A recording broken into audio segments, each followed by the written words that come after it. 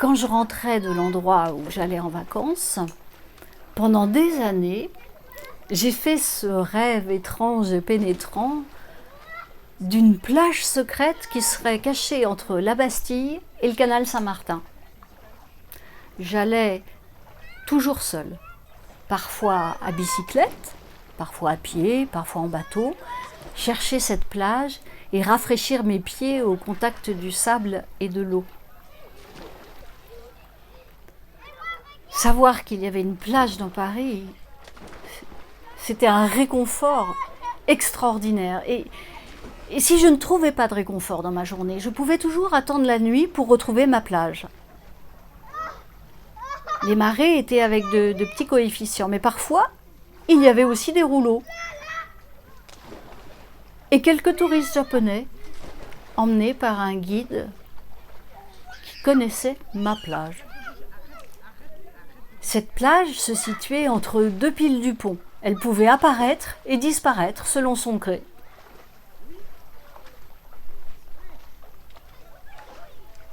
Dans ma tête, j'avais je me souviens de Pérec qui me grattait les neurones. Presque tous parlaient du passé, m'as-tu dit. Et en changeant de point de vue, juste pour aller me baigner dans la rivière, j'ai compris que j'étais précisément à l'endroit de mon rêve, dans ma plage secrète. Je pouvais retrouver toutes les sensations passées et évaporées du rêve, dans la réalité, au moment présent. Je ne sais plus pourquoi, j'ai aussi pensé à Brecht et à la révolution du théâtre épique. Et puis j'ai commencé à chercher les petits poissons en regardant mes pieds. Et là j'ai pensé à Pasolini et à son film Oiseaux, petits et grands, avec Toto, acteur du Varietà. J'ai aussi pensé que les gens boivent trop d'alcool et mangent trop de sucre. Pourtant, je suis heureuse de partager ma plage et mon bonheur secret avec eux.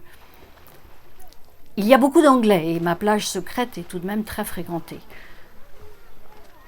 Je pense à mon ami qui brûle en Arizona par 50 degrés sous le Covid. Nous pouvons encore mettre nos pieds dans l'eau et nager jusqu'à la plage.